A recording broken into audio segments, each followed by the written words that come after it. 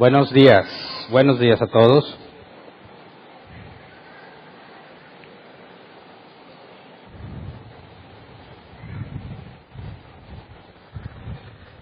Bueno, el día de ayer estuvimos trabajando aquí en los salones y con gusto podemos decirles que ya están terminados. Ya quisiera ver esa noticia, pero todavía no. Pero el avance que logramos es para que ya puedan estar usando los salones los niños completamente aislados del sonido y con su cama. Entonces, los niños ya pueden tomar su clase encerraditos, no sufrirán del calor. Y si se fijan, día de aquí afuera ya se ve más armado, ya se ve más terminado. Así que, por favor, ayúdenos. Ayer hubo un bajón en la gente, no fue el mismo número, fueron menos. Yo sé que no todos tienen la disponibilidad, ¿verdad? Pero si tienes chance y oportunidad, por favor, ven a ayudar. También agradecer a las personas que nos trajeron de comer, estuvo muy rico y eso motiva y te da nuevas energías y le sigues echando ganas. De hecho, rebasamos la meta que nos propusimos. Había una meta, pero después de comer algo le echaron a la comida y platicábamos, es distinto comer cuando te has ganado, o sea, te esforzaste, trabajaste, no que te ganes el que te traigan comida, no, sino que desquitas ahora sí la comida, tu cuerpo realmente la necesitaba, no comiste porque es la hora de comer. Y después le continuamos y avanzamos un buen cacho, así que falta poco y necesitamos ayuda. Por favor, consideren el próximo sábado venir a ayudarnos. Muy bien. Empecemos entonces con el tema. El miércoles pasado terminamos el primer capítulo de la primera carta de Juan. Y yo explicaba que esto que vamos a ver hoy es parte del tema pasado, pero sería muy extenso, así que lo partí en dos. No es primera y segunda parte, tienen nombres distintos, pero tiene que ver exactamente con el mismo contexto y la misma temática. Así que hoy nos vamos a basar en primera de Juan 2:19. Vamos a leerlo, por favor, en la NBI. Primera de Juan 2:19. Dice, aunque salieron de entre nosotros, en realidad no eran de los nuestros. Si lo hubieran sido, se habían quedado con nosotros. Su salir sirvió para comprobar ninguno de ellos era de los nuestros. El nombre del tema es no eran de los nuestros. No eran de los nuestros. Bueno, brevemente en el tema pasado estudiamos la consecuencia que debe de haber en un creyente cuando entiende que Dios es luz. Vimos el domingo pasado, o profundizamos a cierto grado sobre la persona de Cristo, las dos naturalezas, la divina y la humana. Brevemente tratamos de explicar la eternidad de Jesús y brevemente vimos algo de la Trinidad. Lo vamos a estudiar a profundidad más adelante. Pero todo ese conocimiento teórico no debe de quedar solamente como teoría en nuestras mentes, sino que debe traducirse en algo práctico. Y el tema pasado vimos cómo Juan definía o nos decía que Dios es luz. Y sigue siendo un conocimiento teórico saber que Dios es luz, pero debe transformarse en una acción en el verdadero creyente. En aquel que se dice cristiano y que tiene el conocimiento teórico en su mente, pero solo se queda como teoría, no alcanza a llegar a la definición de un verdadero hijo de Dios. El conocimiento teórico que puedas acumular es muy útil, pero para la vida del creyente, ese conocimiento teórico se tiene que volver práctico, si no es inútil. Así que hay muchos, yo lo mencionaba el miércoles, es muy fácil ver en las redes sociales, sobre todo los más jóvenes, no son ni adolescentes ni adultos, están jóvenes, han llenado sus mentes de mucho conocimiento teórico, saben mucho de términos teológicos, pero con sus propias palabras ahí en las redes sociales, la manera en que debaten o argumentan contra otros, a veces echan por tierra toda la esperanza que hay en ellos al pensar que ese conocimiento teórico realmente los ratifica como verdaderos creyentes. Porque la forma en que empiezan a descalificar o que tratan de avergonzar o minimizar a los que no piensan como ellos, o el esfuerzo exagerado que a veces hacen en demostrar lo que saben, demuestran que hay una falta enorme de práctica en cuanto a todo ese conocimiento que tienen en sus mentes. Entonces, vimos que si el creyente verdadero entiende que Dios es luz, Juan nos decía que por consecuencia el creyente debe vivir en la luz. y analizamos la luz desde dos perspectivas en su contexto histórico, en cuanto a lo que manifiesta, que es una de las aplicaciones que te permite ver las cosas. Y si decimos que Dios es luz y en Él no hay oscuridad, como dice Juan, entonces Él es omnisciente, todo lo puede ver. Y otra aplicación de la luz, al contraste con la oscuridad, es la santidad. La oscuridad es el pecado, las tinieblas, y la luz es la justicia. Así que aquel creyente que entiende que Dios es luz, sabe que como consecuencia debe vivir en la luz. También nos dijo Juan que un verdadero creyente es consciente de su pecado. Si está en la luz, ve claramente su condición. Y estudiamos el caso de muchos creyentes que aseguran, aún hoy en día, que ya no son pecadores. Es muy extraño, pero ellos aseguran que ya no son pecadores y utilizan o tratan de meter el término cristiano carnal. No es un pecador, es un cristiano carnal. ¿Y qué hace un cristiano carnal? Pues peca y en muchos se comporta exactamente igual que un pecador. Pero por definición no es un pecador, sigue siendo cristiano. Y vimos el problema que eso implica. Y también vimos que el verdadero creyente tiene comunión con sus hermanos en Cristo. Y este es el punto en el que vamos a profundizar más hoy, porque el capítulo 2 trata más a profundidad de este tema en cuanto a identificar al verdadero creyente. Pero como vimos en el pasaje inicial, cuando nos dice que aunque salieron de nosotros, no eran de nosotros, Juan está señalando lo que estaba sucediendo en aquel entonces. En las congregaciones de aquel entonces se enseñaba la doctrina de los apóstoles. Vemos desde Hechos, capítulo 2, que la gente que se unía a la iglesia perseveraba en la doctrina de los apóstoles. Así que si tú querías escuchar la enseñanza de Jesús por medio de los apóstoles, te congregabas. El asunto es que los falsos maestros que se estaban empezando a congregar, empezaban a meter doctrinas extrañas, que ya no eran congruentes con la doctrina de los apóstoles. Esto llegaba a un punto en el que era imposible que aquellos que seguían a los falsos maestros se pudieran congregar en el mismo lugar donde se enseñaba la doctrina de los apóstoles. Era incompatible. Lo que sucedía es que todos aquellos que estaban a favor de la falsa doctrina que les enseñaban, se apartaban de las iglesias. Empezaban a salir de la iglesia. Entonces, esto es muy importante que lo tengamos en su contexto, ¿eh? La sana doctrina era predicada en la congregación. Los falsos creyentes salían de la congregación. ¿Me explico? No podían permanecer en esa congregación porque ellos preferían otra doctrina. Y para poder obtenerla, tenían que salirse de la congregación y se reunían en otras partes. Y ya vimos que había dos formas de traducir lo que los falsos maestros enseñaban. Ellos aseguraban que había un conocimiento muy elevado, que sin ese conocimiento no te podías salvar, y que incluso ese conocimiento estaba por encima de la Escritura, por encima de la enseñanza de los apóstoles. Y no importaba que tú hubieras aprendido todo lo que los apóstoles enseñaban y estuvieras creciendo, no importaba que tuvieras eso si te faltaba ese conocimiento especial. Así que para poder obtenerlo, se aislaban completamente del mundo, o no importaba lo que hacías en el mundo y hacían un montón de prácticas vergonzosas sin tener la más mínima conciencia de pecado. Se justificaban, recordemos, en que el espíritu es bueno y la carne es mala. Así que no importa qué hagas en la carne, tu espíritu siempre va a ser bueno. De manera que no serías juzgado culpable, ya que tu espíritu siempre permanece como algo bueno.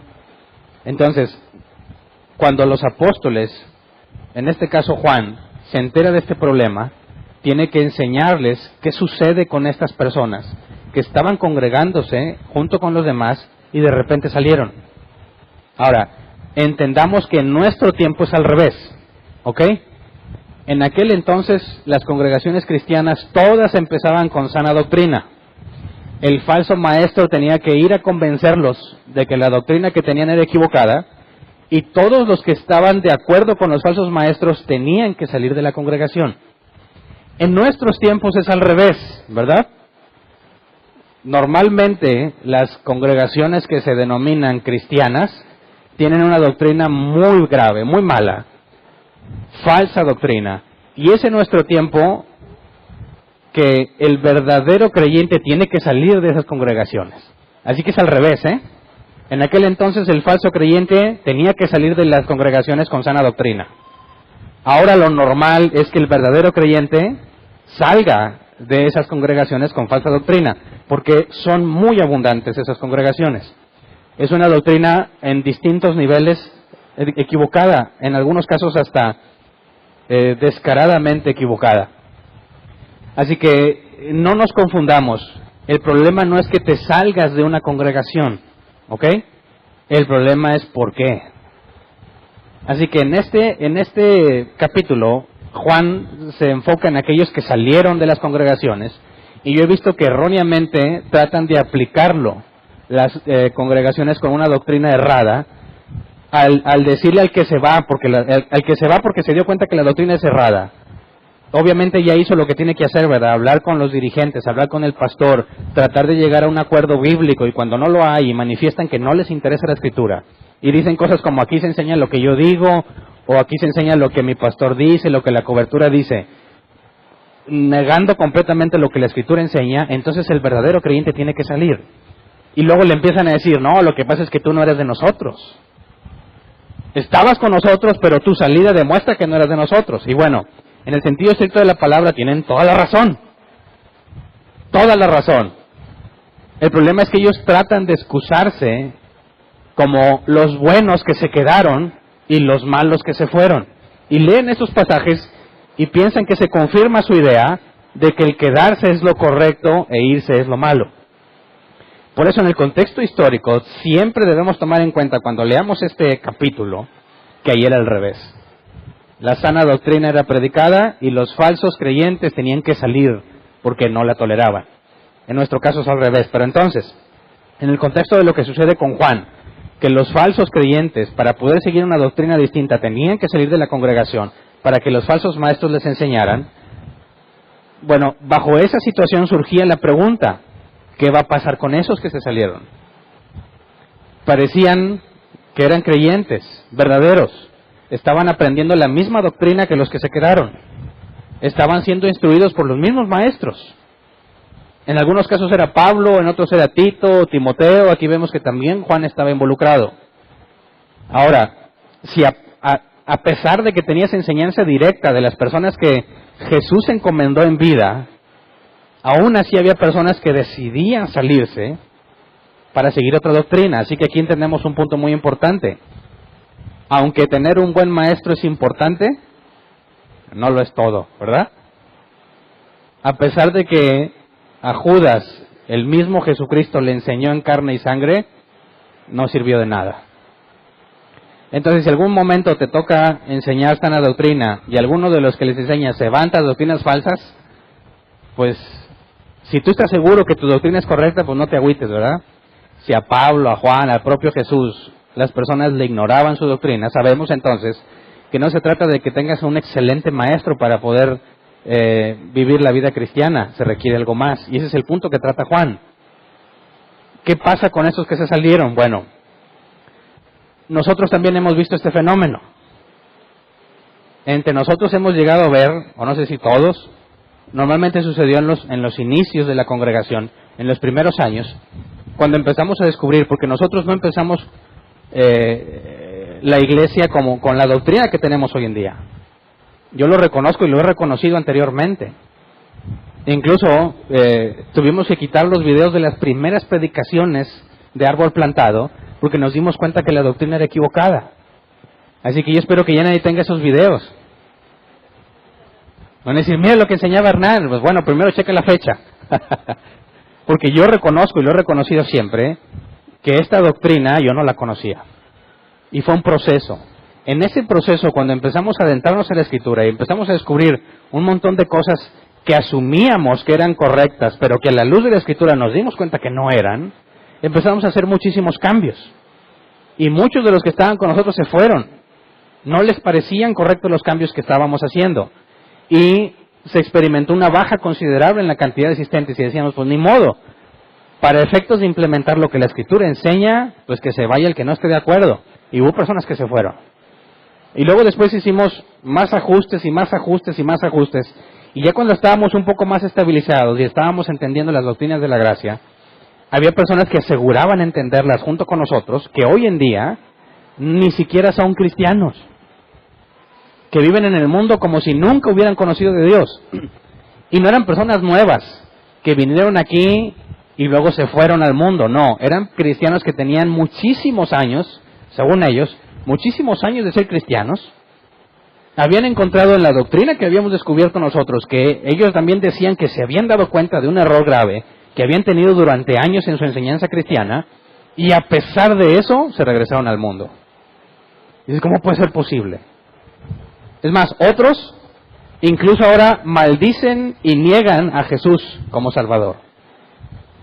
¿Cómo puede ser que los que estudiamos exactamente la misma doctrina y estuvimos en el proceso de encontrar la verdad bíblica, hoy en día ni siquiera sean considerados cristianos? ¿Qué es lo que sucede? Ese es el punto que está tocando Juan. Los verdaderos creyentes están viendo, presenciando que a los que ellos consideraban hermanos en Cristo, se fueron tras doctrinas extrañas. Algunos de nosotros también se fueron tras doctrinas muy extrañas. Y dices, ¿por qué? Bueno, el pasaje inicial lo dice, no eran de nosotros, ¿verdad? Estaban con nosotros, pero no eran de nosotros. Pero ¿cuál es la base de Juan para asegurar eso? Porque la gran mayoría piensa, bueno, pues es que son cristianos que andan ahorita carnales, ¿verdad? Andan en la carne, al rato se regresan. Pero Juan es categórico al asegurar, y lo leeremos más adelante, que las personas que no viven de acuerdo a la enseñanza bíblica no son cristianos carnales. Son anticristos, es la palabra que usa Juan. Son mentirosos. Entonces, leamos el versículo 18, justo antes de que nos diga de estos que salieron de entre nosotros y no eran de nosotros. El versículo 18 dice, queridos hijos, esta es la hora final, y así como ustedes oyeron que el anticristo vendría, muchos son los anticristos que han surgido ya. Por eso nos damos cuenta de que esta es la hora final.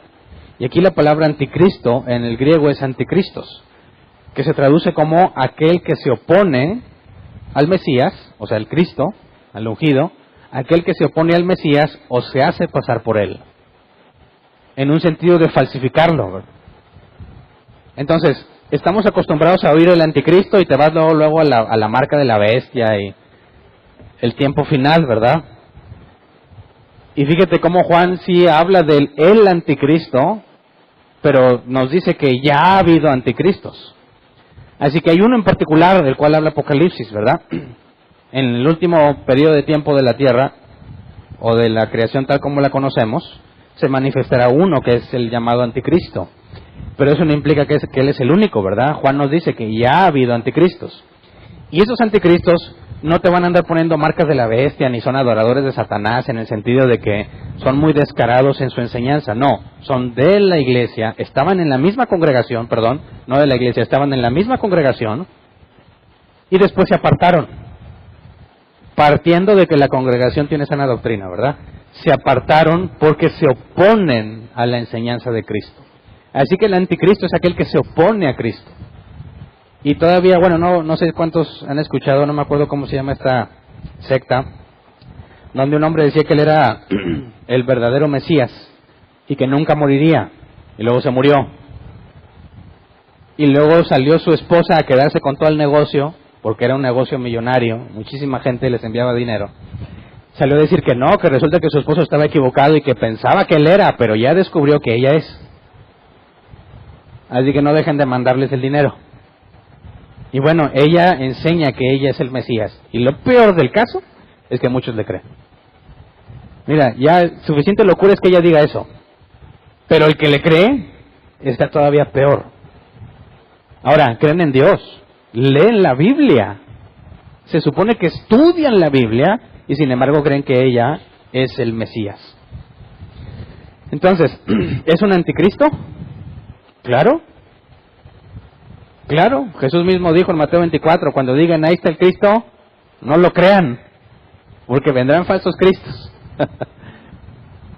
Exactamente, Jesús predijo todo eso, pero lamentablemente cuando ellos lo leen no lo entienden. Así que es un anticristo aquel que se opone a la doctrina de Cristo. Y Juan lo dice todavía a un nivel más práctico y común. El que sale, el que se aparta de la sana doctrina es un anticristo. ¿Por qué? Porque se opone a Cristo, se opone a su enseñanza. Bueno, ¿cuáles son los puntos que nos llevan a identificar a un anticristo? A un falso creyente, a un falso maestro. Veamos cómo Juan nos dice ahí en el versículo 22 y 23 en ese mismo capítulo. Primera de Juan 2, 22 y 23. ¿Quién es el mentiroso sino el que niega que Jesús es el Cristo? Es el anticristo el que niega al Padre y al Hijo. Todo el que niega al Hijo no tiene al Padre. El que reconoce al Hijo también tiene al Padre. Cuando habla aquí de negar, ¿quién es el mentiroso sino el que niega? Esta palabra negar en el griego es arneomai, que se traduce como, según la concordancia Strong, como negar o decir no. El diccionario Jeffs lo traduce así: es negar, contradecir, negarse a afirmar o confesar algo. Entonces, desde la propia definición de la palabra, todo aquel que se opone a la enseñanza de Jesús es un anti-Jesús, un anticristo. Así que no son tan escasos, ¿no? Abundan, pululan, dicen otros. Son muchísimos los que se oponen.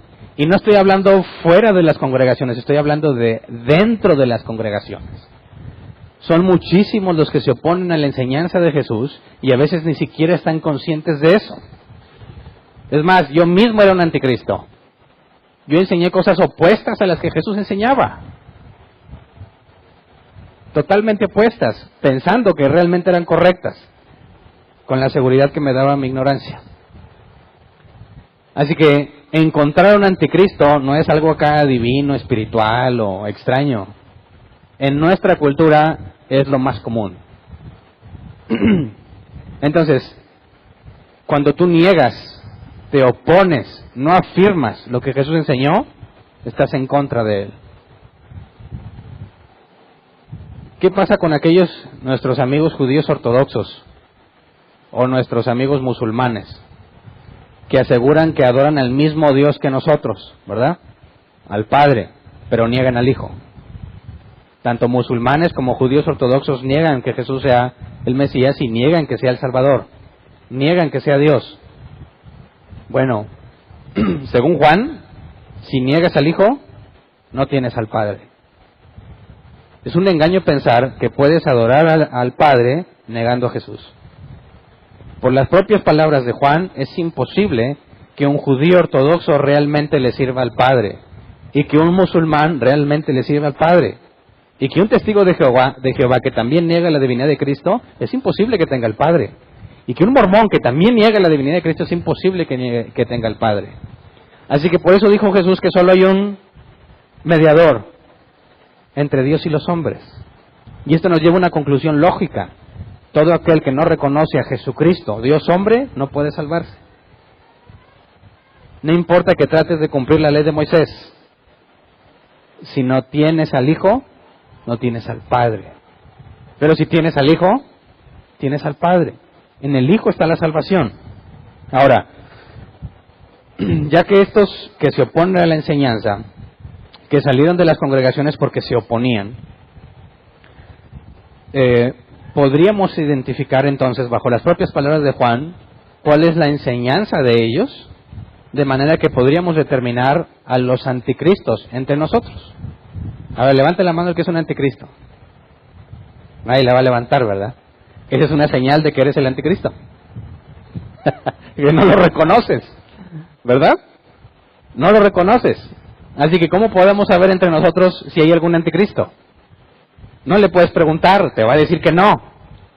Como aquí dijeron que no, ¿verdad? ¿Cómo le hacemos entonces? ¿Es posible identificarlos o no es posible? Claro que es posible.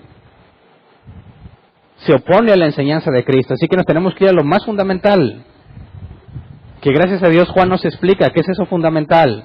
Son tres resumidos, son 3 puntos.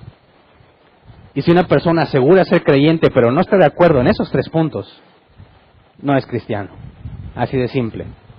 Aunque se congregue, aunque sea líder, aunque tenga años y años de ministerio, de lo que quieras, si en esos 3 puntos no los tiene en la práctica, no es creyente, según Juan. Pedro nos decía, al falso maestro lo vas a encontrar como a muchos, trabajando y haciendo un montón de cosas, pero en cuanto tiene la oportunidad de enseñar, lo detectas, porque su enseñanza es incorrecta. Pero se asume que conoces la Escritura, ¿verdad? Y ya que la conoces, detectas con facilidad quién se desvía. A un falso maestro lo reconoce sin duda cuando empieza a enseñar. Pero ¿qué tal si no es de los que enseñan? Imagínate que nunca se le dio la oportunidad de enseñar, aún así es un anticristo. ¿Cómo lo reconoces?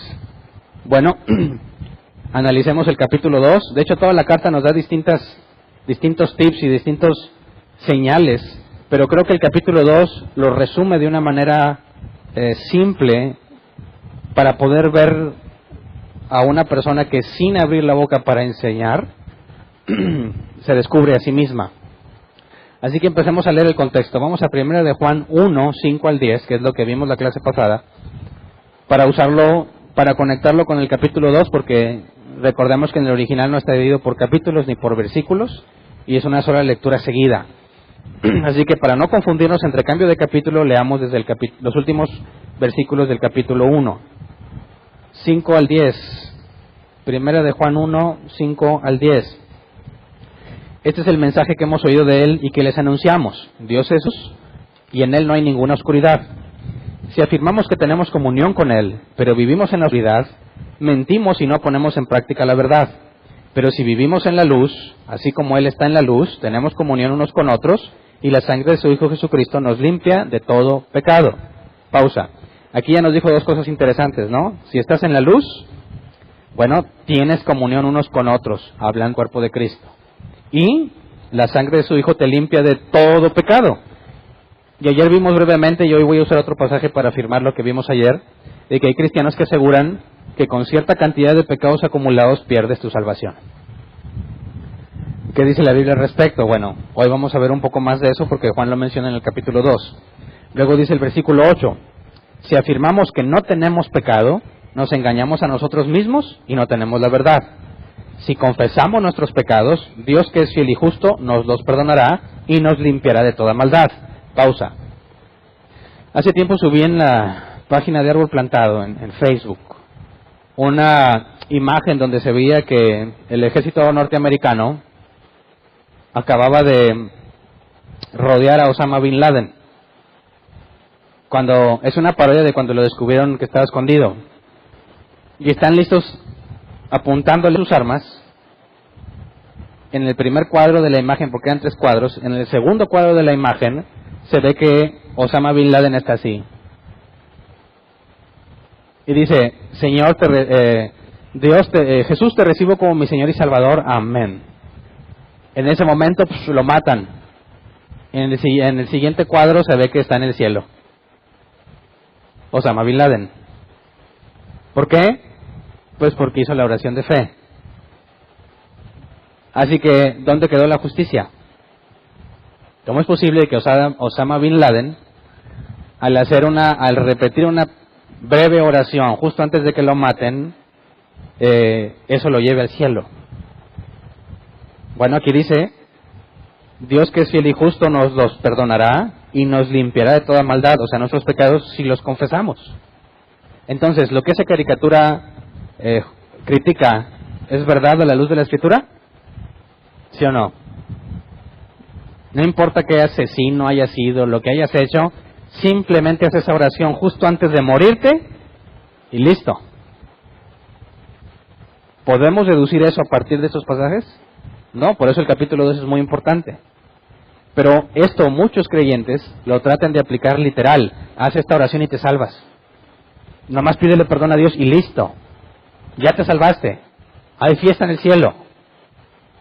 Si eso es verdad, entonces la caricatura de Osama Bin Laden sería cierta. Y para cualquiera ahí te encontrarías a Hitler. Dicen que se suicidó, algunos dicen que no, que se fue a vivir a Argentina y ahí se murió de vejez.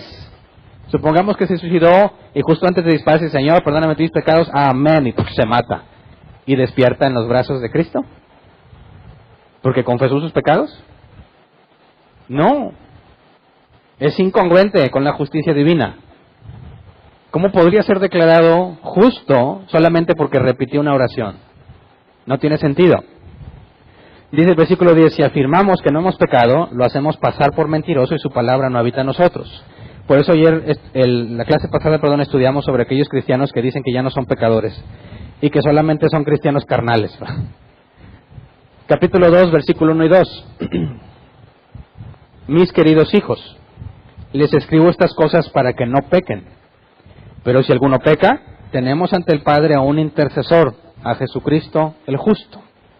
Él es el sacrificio por el perdón de nuestros pecados, y no solo por los nuestros, sino por los de todo el mundo. Así que empecemos a ver cómo antes de que hable de los anticristos, nos está hablando de los beneficios de ser hijo de Dios. La Reina Valera 60 dice en el versículo 1, hijitos míos, estas cosas os escribo para que no pequéis, y si alguno hubiera pecado, abogado tenemos para con el Padre, a Jesucristo el justo.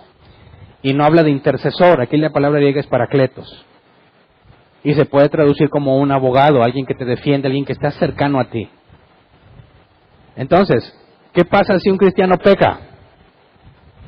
Bueno, vimos al final del capítulo 1 que necesitas confesar tu pecado, ¿verdad?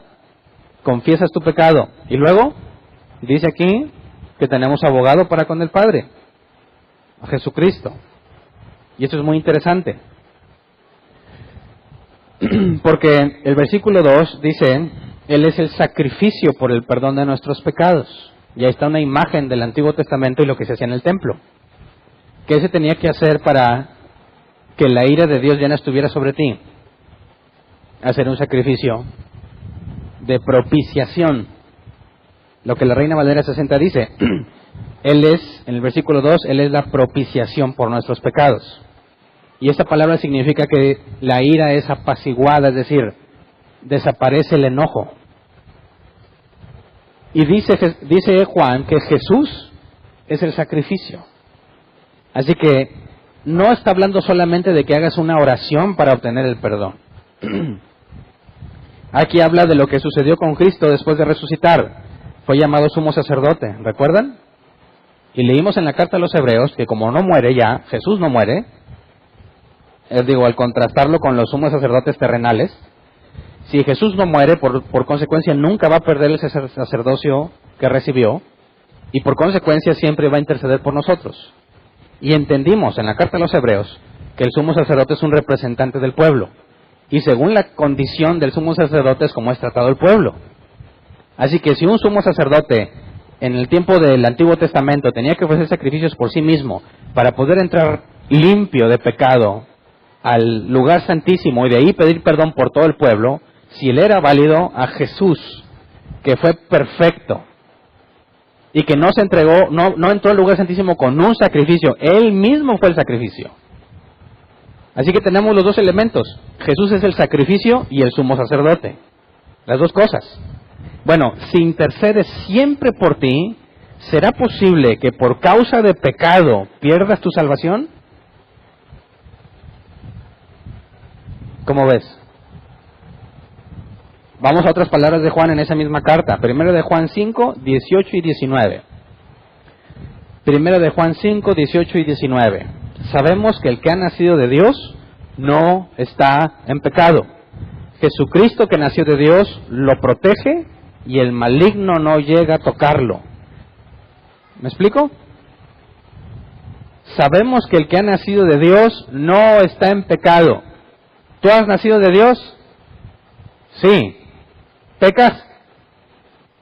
Sí. ¿Cómo es que Juan dice que el que ha nacido de Dios no está en pecado? Bueno, ahí dice, Jesucristo, que nació de Dios, lo protege y el maligno no puede tocarlo. Ahora hay cristianos que dicen que Satanás te puede robar la salvación. Este pasaje lo desmiente, ¿verdad? No te puede tocar. No hay forma en que te pueda hacer algo. No, hermano, cúbrete porque el demonio anda suelto, no te vaya a hacer algo. ¿Cómo? ¿No dice ahí que no me puede tocar? Hay cristianos que muestran más temor al diablo que a Dios, ¿verdad? No quieren andar viendo puertas, aguas que se abre la puerta. Una película de terror, los ojos, los oídos, porque la oye. Se mete por ahí el demonio. No te puede tocar. No estás en pecado. ¿Por qué? Por lo que leímos previamente. Porque intercede por ti. Un cristiano no está en condición de pecado delante de Dios. Es imposible. Tenemos a nuestro representante, el único que ha sido perfecto. Es imposible que por tu pecado pierdas la salvación. Eso implicaría que Jesús dejó de defenderte y que su sacrificio no amparaba ese pecado. Leímos al final del capítulo 1, la sangre de Cristo nos limpia todo pecado. ¿Me explico? Así que fíjate cómo antes de hablar del anticristo está hablando de la seguridad de la salvación del verdadero Hijo de Dios. La seguridad. Ahora, para algunos eso crea mucho problema, como lo provocó en mí. Crea problema pensar que una persona pueda vivir con la seguridad de que no se va a perder. Porque, ¿cuál sería la conclusión? ¿Cómo viviría? ¿Cómo llevaría la vida una persona que sabe que no importa qué haga no se va a perder? ¿Ah? A mí me lo han dicho directamente. Me han dicho, Hernán, estás cometiendo un grave error. Cada vez que enseñas que la salvación no se pierde, estás llevando a los hermanos a una vida de libertinaje. ¿Por qué? Porque van a decir, no importa lo que haga, tal como la falsa enseñanza de aquel entonces. No importa lo que haga en la carne, yo soy salvo. Esa era la falsa doctrina de aquel entonces. Y algunos piensan que esa falsa doctrina es la conclusión lógica para una persona que sabe que su salvación no se pierde. Porque ellos no pecan o buscan no pecar, porque todos pecan, tratan de no pecar para no perder la salvación. Esa es su motivación. Y cuando les dices, es que eso no tiene sentido. Tu pecado no te puede quitar la salvación. Dicen, pues entonces, ¿para qué vivo santo? ¿Para qué trato de no pecar? ¿No tiene caso? Pues deja peco. ¿Verdad? Así que, ¿cómo andas? ¿Andas bien libertino porque sabes que tu salvación no se pierde? ¿Eso te da licencia para hacer lo que se te venga en gana, que al cabo estás seguro? Bueno, esa es la falsa enseñanza de aquel entonces. Por eso, regresémonos. Primero de Juan 2, 3 al 6. Juan te dice la certeza de la salvación y luego te da la respuesta para aquellos que dicen que pues la única conclusión es vivir en libertinaje. Claro que no. Primera de Juan 2, 3 y 6. ¿Cómo sabemos si hemos llegado a conocer a Dios? Si obedecemos sus mandamientos. El que afirma, lo conozco, pero no obedece sus mandamientos, es un mentiroso y no tiene la verdad. Pausa. No es un cristiano carnal. Es un mentiroso. Es un mentiroso. Dice que es cristiano, pero no es verdad. Dice que es salvo, pero vive en libertinaje.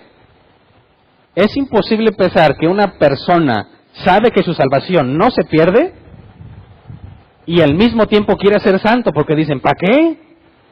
¿De qué te sirve ser santo? ¿De qué sirve? Cualquier hombre simple o mujer simple dirá, pues a ver, a mí me dijeron que si me porto mal me voy al infierno. Si me porto bien me voy al cielo. Y luego Hernán viene y dice que no importa lo que haga, me voy al cielo. Entonces, pues hago lo que quiero. Pero hay un grave error en esa lógica. Hay un elemento que falta, algo que se llama nuevo nacimiento, ¿verdad? ¿Qué es lo que hace a un cristiano verdaderamente cristiano? El nuevo nacimiento. ¿Y el nuevo nacimiento qué implica? Que ya no eres del mundo, ya no eres como eras antes. Es imposible que vuelvas atrás. Si tú sacas el nuevo nacimiento del tema de la salvación, tienes salvación por obras. Personas que quieren hacer cosas buenas para poder salvarse. La Biblia dice que la salvación no es por obras. Es por gracia. Porque naciste de nuevo, de forma gratuita. Y ese nuevo nacimiento viene acompañado del Espíritu Santo en ti. Y si tienes el Espíritu Santo en ti, ahorita vamos a ver evidencia de eso, hay una garantía de lo que vas a alcanzar. Así que, por eso Juan dice, ¿cómo sabes que realmente conoces a Dios? Porque lo obedeces. No es porque a fuerza tú estás luchando siempre por obedecer. Claro que hay áreas en las que tenemos que luchar, pero hay un cambio natural en ti, ya no eres el que antes eras. Hay una transformación, y aquí hay una historia que se les quiero contar brevemente que ilustra, me parece muy bien este tema. Y dicen que es real, que en tiempos de la esclavitud de nuestros amigos acá en Estados Unidos, En tiempos de la esclavitud, pues estaban vendiendo esclavos, esclavas también eran puestas a la venta, y dicen que un hombre iba pasando por ahí y vio una esclava que estaba en venta, y él describía que esta mujer era muy guapa. Y había 2 o 3 hombres subastando, porque era por subasta la compra de esta esclava, y él le alcanzó a escuchar todas las cosas impropias para decir que le iban a hacer al comprarla.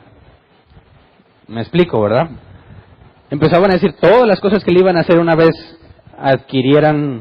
la adquirieran como compra. Así que este hombre se propuso ganar la subasta. Y se fue y dijo, de lo que ellos ofrezcan, yo 2 veces más.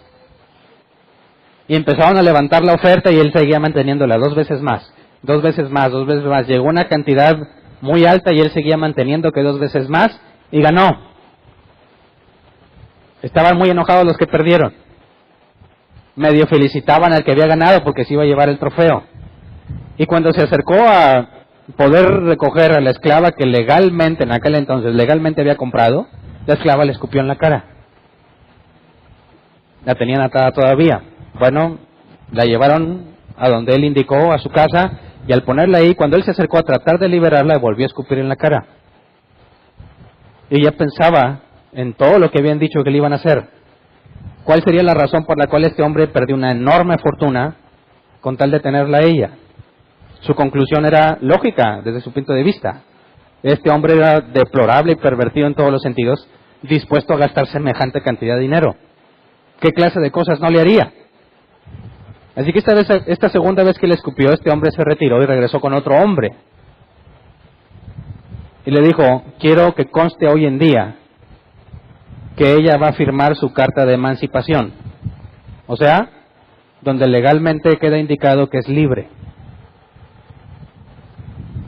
Así que la desataron, firmó su carta de libertad y se acercó a este hombre que le había comprado a decirle unas palabras. Le dijo, por cuanto has hecho esto, ahora te serviré voluntariamente toda mi vida. Se supone que eso es lo que pasa con nosotros, ¿verdad? ¿Cuántas veces nos hablaron de Cristo y le escupimos en la cara? ¿Cuántas veces rechazamos? Y un día nos da semejante muestra de amor, nos transforma, que por amor y gratitud estamos dispuestos a servirles toda la vida. Somos suyos, de su propiedad, y nadie nos arrebatará de su mano. Yo no me esfuerzo en no pecar para salvarme, eso no me preocupa. Quiero amarlo. Regresar en la medida de lo que yo pueda algo de lo que Él me ha dado. Es el amor lo que motiva la santidad, no el temor a perder la salvación. Con semejante abogado, cuando somos acusados de parte de Satanás, Satán es acusador en el original. Cuando eres acusado, ¿se le olvida a Dios que eres culpable? No, eres juzgado culpable. ¿No crees que Dios dice, no, yo no vi? No, sí vio, Él es omnisciente. Todo lo sabe. Sabe que eres culpable, pero no te sentencia a muerte por lo que Jesús ya hizo. Así que no pienses que Dios vive en un engaño. Él sabe perfectamente lo culpable que somos, pero a causa de Jesús eres declarado culpable por lo que Él hizo. Por eso es imposible que puedas perder la salvación.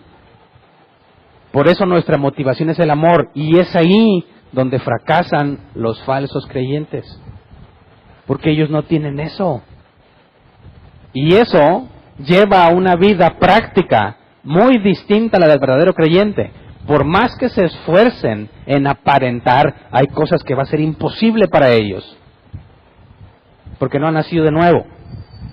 Así que, fíjate bien, en estos versículos del 3 al 6, leámoslo otra vez. ¿Cómo sabemos si hemos llegado a conocer a Dios? Si obedecemos sus mandamientos. Aquí hay un factor de conocimiento, ¿verdad? ¿Cómo vas a obedecer los mandamientos que no sabes que existen? Tienes que conocerlos para poder obedecerlos. Luego, el que afirma lo conozco, pero no obedece sus mandamientos es un mentiroso y no tiene la verdad. En cambio, el amor de Dios se manifiesta plenamente en la vida del que obedece su palabra.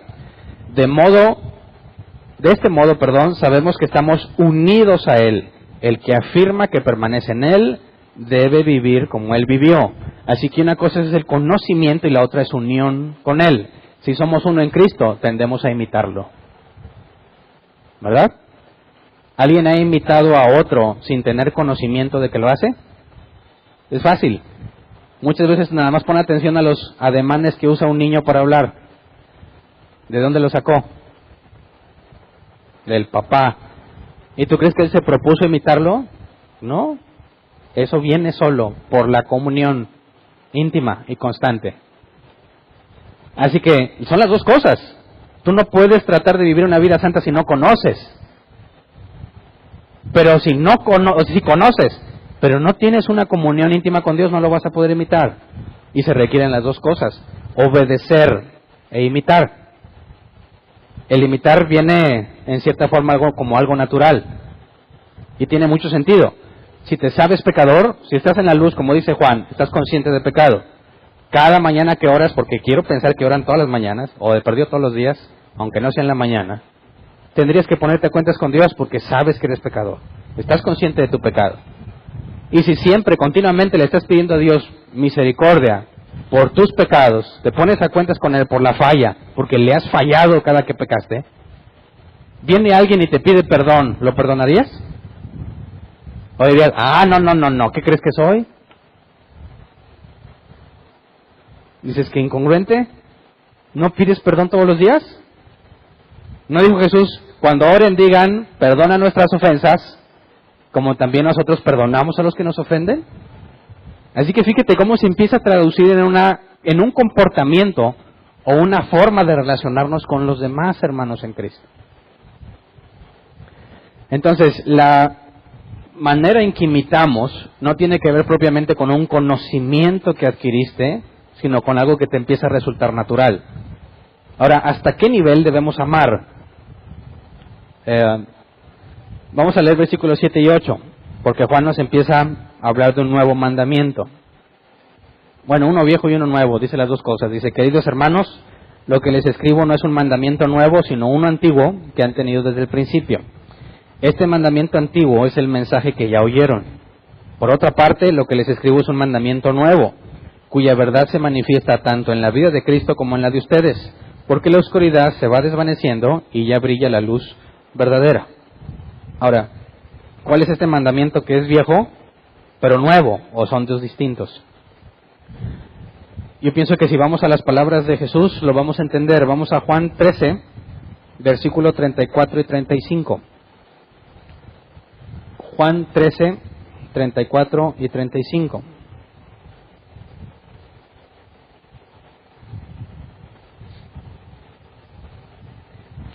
Este mandamiento nuevo les doy, que se amen los unos a los otros. Así como yo los he amado, también ustedes deben amarse los unos a los otros. De este modo todos sabrán que son mis discípulos si se aman los unos a los otros. Fíjate cómo las palabras de Jesús indican que es una señal de verdadero creyente, ¿verdad?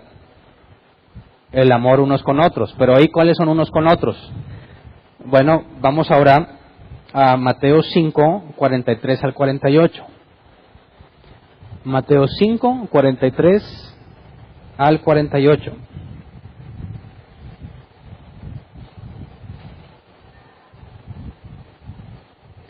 Ustedes han oído que se dijo, ama a tu prójimo y odia a tu enemigo.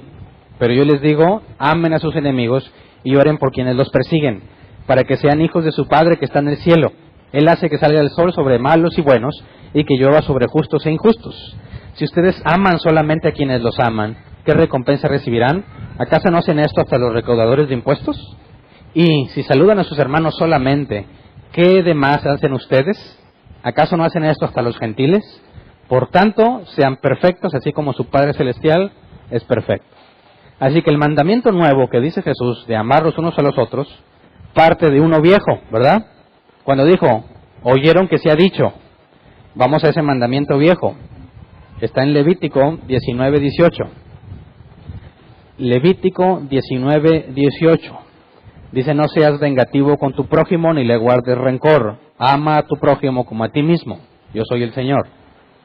Ahora, los judíos habían interpretado que tenían que amar a los judíos, pero a los gentiles no. Jesús dice, bueno, ¿oyeron? ¿Se les enseñó así? No que Dios lo haya enseñado así. ¿Así se les enseñó a ustedes? Bueno, tienes que amar a todos, a todos. Ok, este mandamiento nuevo del cual habla Juan constituye la forma de llevar a la práctica la obediencia que nos pide primero. Tiene que haber obediencia e imitación. En cuanto a la obediencia, vamos otra vez a 1 de Juan 2, 9 al 11. Aquí está la evidencia de obediencia de un verdadero creyente. El que afirma que está en la luz, pero odia a su hermano, todavía está en la oscuridad. El que ama a su hermano permanece en la luz y no hay nada en su vida que lo haga tropezar. Pero el que odia a su hermano está en la oscuridad y en ella vive y no sabe a dónde va porque la oscuridad no lo deja ver. Así que el amor a su hermano es un acto de obediencia. Ojo, no de imitación. No necesariamente te va a nacer. Aquí, amor a su hermano es ágape, amor ágape. Es algo que decides hacer conscientemente y se requiere obediencia. El verdadero creyente decide amar a sus hermanos. Entiéndelo bien, decide. Si tú estás entre nosotros y dices, no, pues yo no me relaciono a muchos porque como que no compagino, no estás entendiendo este pasaje, ¿verdad? No, es que como que no me hallo mucho o no tenemos los mismos intereses. No estás entendiendo este pasaje. Sale sobrando lo que sientes en este pasaje. Sale sobrando. El verdadero creyente lo decide.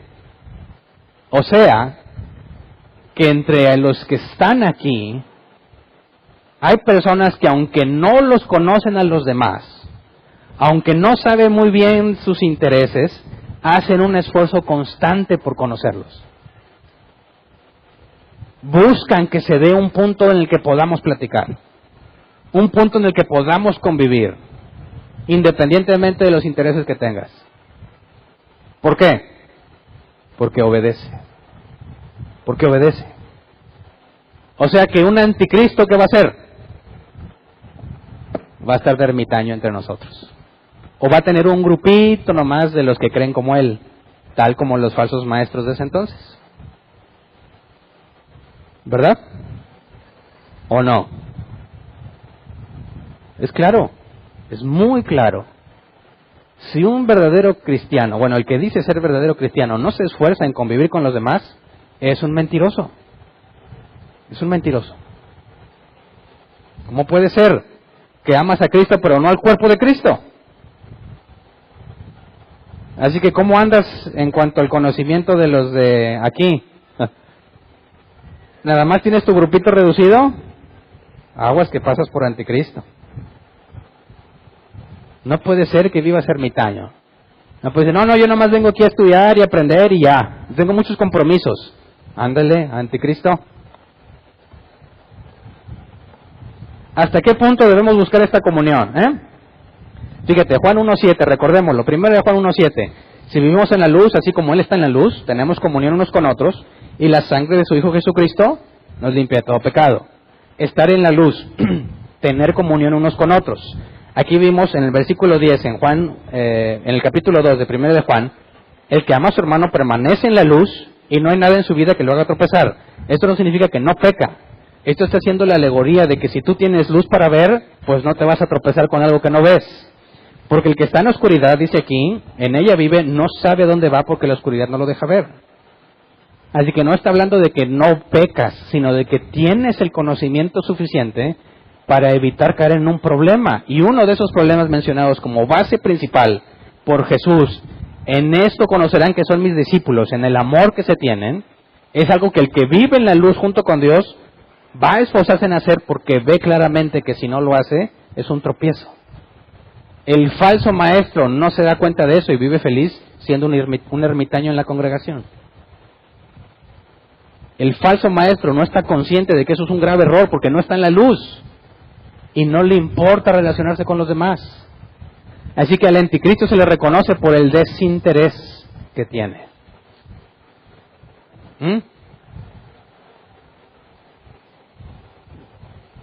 ¿Cómo ves? Es que no tenemos la misma edad.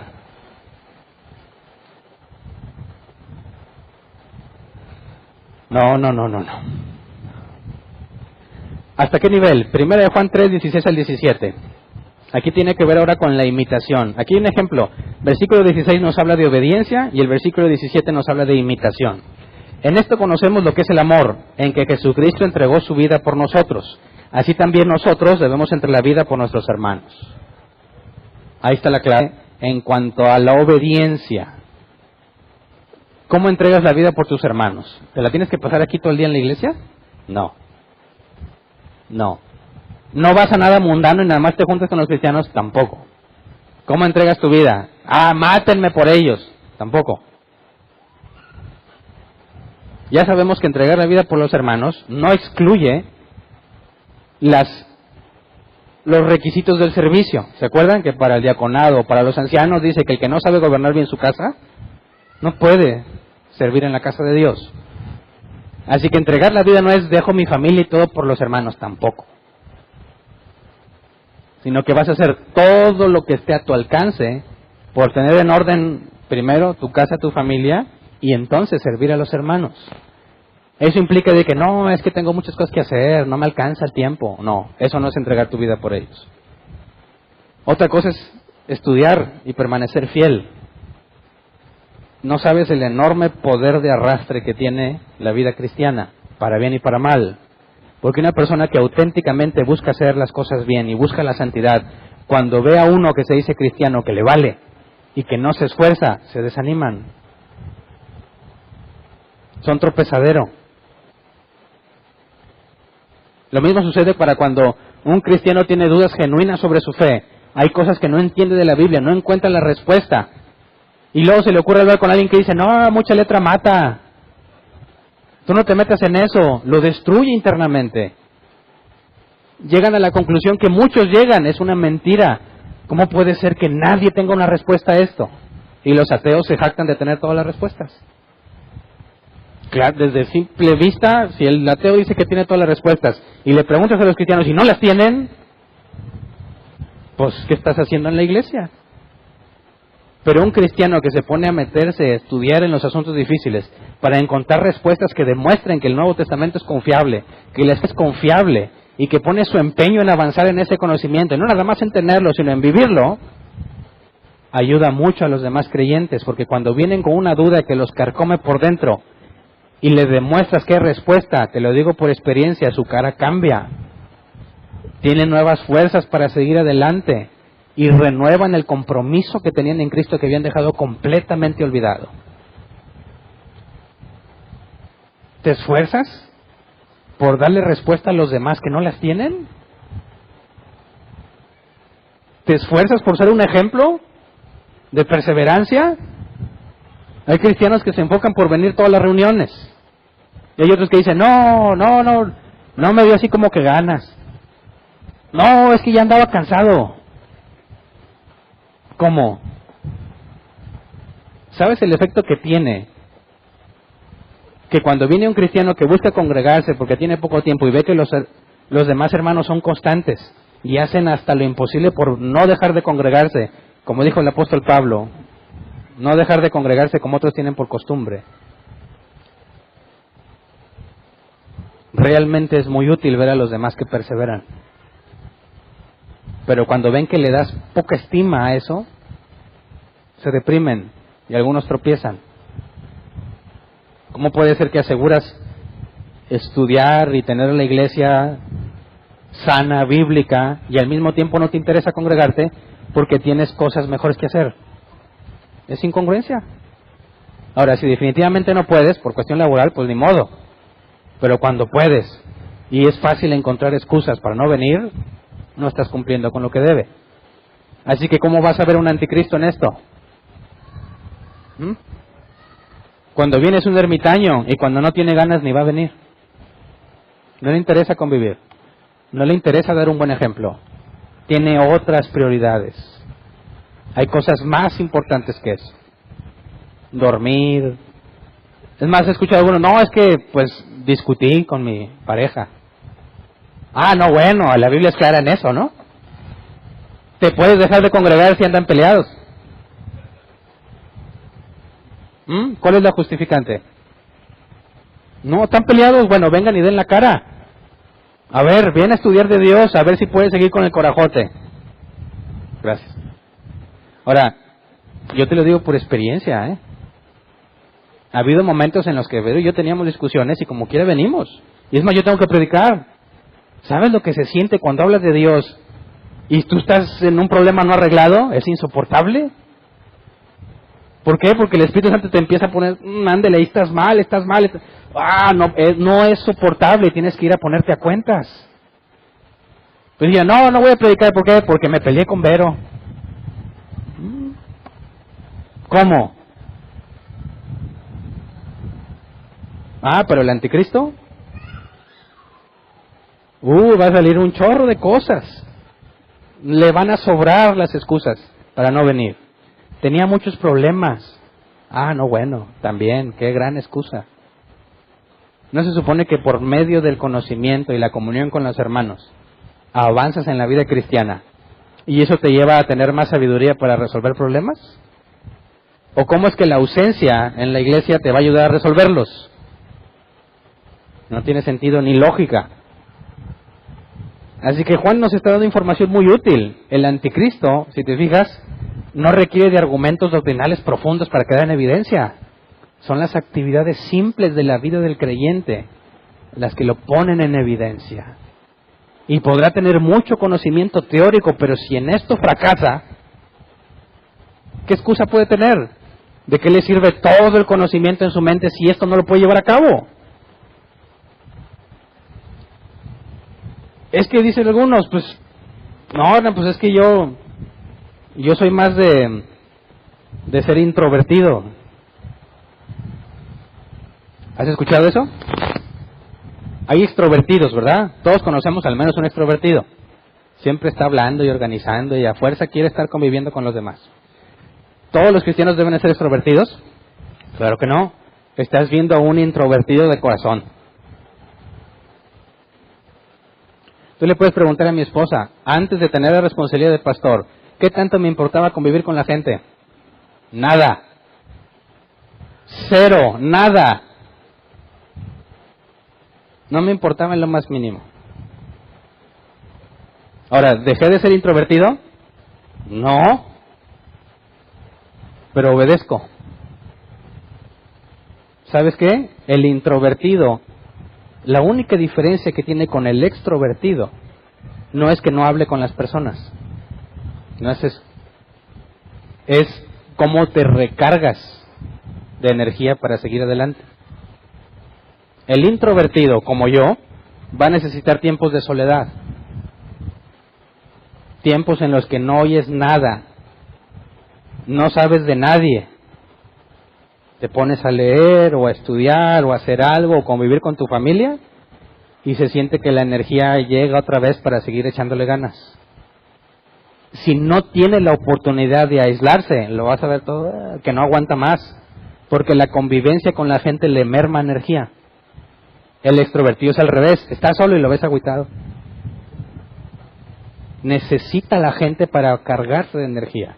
Así que no se trata de si hablas o no, se trata de que administres los momentos en los que recuperas tus energías para seguir.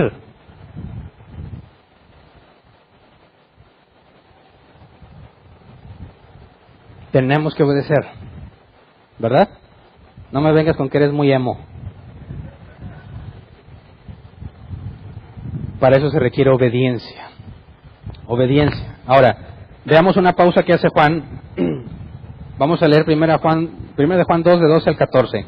Porque está hablando sobre la obediencia y luego hace una pausa para luego brincarnos a la siguiente señal, que es el amor al mundo.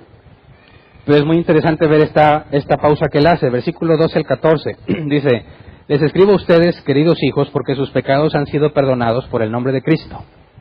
Les escribo a ustedes, padres, porque han conocido el que es desde el principio. Les escribo a ustedes, jóvenes, porque han vencido al maligno.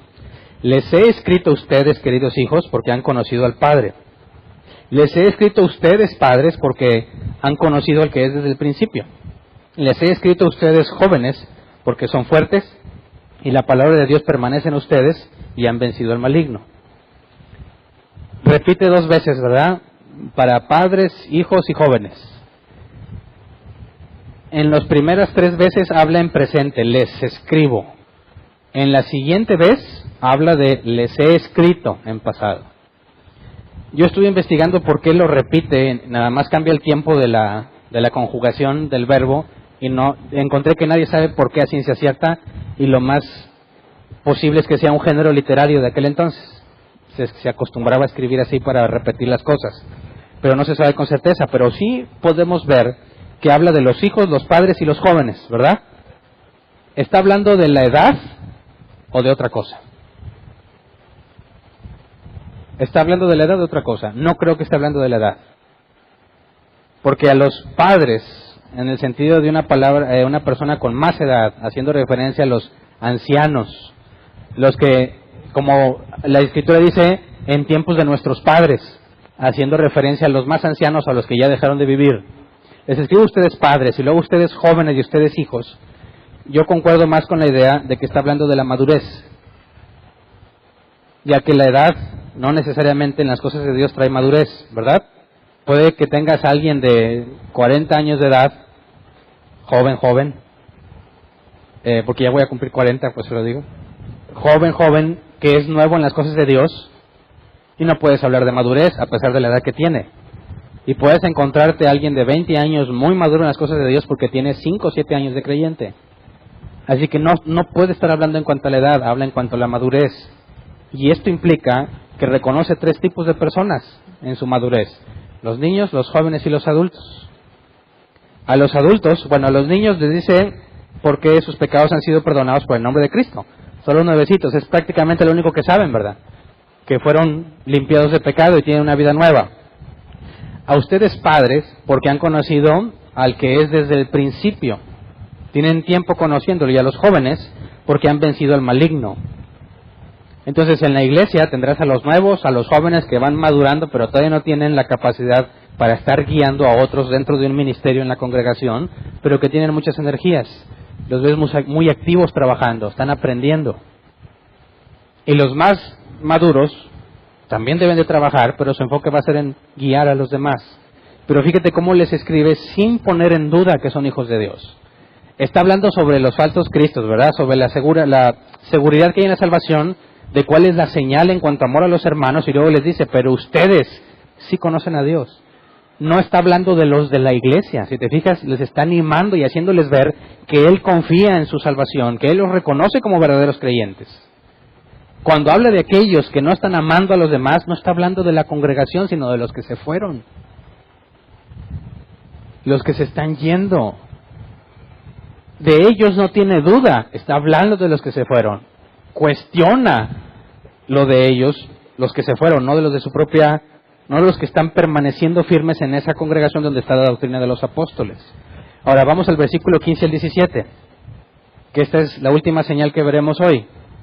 Dice, no amen al mundo ni nada de lo que hay en él. Si alguien ama al mundo, no tiene la del Padre, porque nada de lo que hay en el mundo, los malos deseos del cuerpo, la codicia de los ojos y la arrogancia de la vida, proviene del Padre, sino del mundo. El mundo se acaba con sus malos deseos, pero el que hace la voluntad de Dios permanece para siempre. Así que esta es otra señal, ¿no? Aman al mundo. ¿Qué implica amar al mundo? Lo que hay en el mundo. Y este amar al mundo tiene que ver no como una mezcla, sino como una preferencia. Jesús dijo que no puedes amar a Dios y a las riquezas, ¿verdad? Porque amarás a uno y despreciarás al otro. Tienes que escoger. En el caso del cristianismo también tenemos que escoger, o es Dios o es el mundo, en el sentido de que las cosas de este mundo son muy atractivas, algunas son muy placenteras, y aquellos que no han nacido de nuevo van a tener una tendencia a sacrificar lo que era para Dios para poder tener lo que desean. Y algunos más graves quieren usar a Dios para tener lo que desean, ¿verdad? le pactan, le siembran, le oran, dicen algunos que oran hasta que te lo cumple, orar hasta que no lo cumpla, y se proponen orar meses y meses y meses y no quieren dejar de orar hasta que Dios se los conceda, de manera que Dios no es su objetivo final, sino el medio para lograr lo que desean. Entonces, este es otro punto más. Prácticamente podemos resumirlo en tres cosas. El anticristo, en aquel contexto, el falso creyente se va de la congregación porque no concuerda en tres puntos. Número uno, vivir en santidad. No es su enfoque, no le interesa. Número dos, entregar la vida por los hermanos.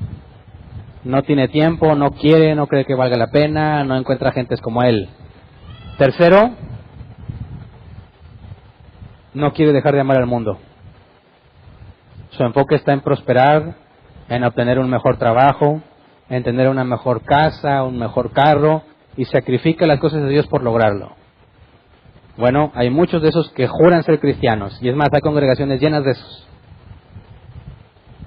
Y la Biblia claramente enseña que en esas cosas básicas se revela el verdadero creyente. Así que no requieres de un conocimiento doctrinal muy profundo o elevado para detectar al falso creyente. Eso se ve con los que están trabajando aquí, ¿verdad? Imagínate que nos proponemos convivir.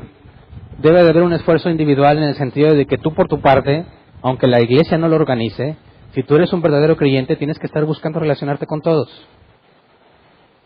Es algo que debes de hacer. Pero aparte, nosotros también buscamos como congregación que haya convivencia.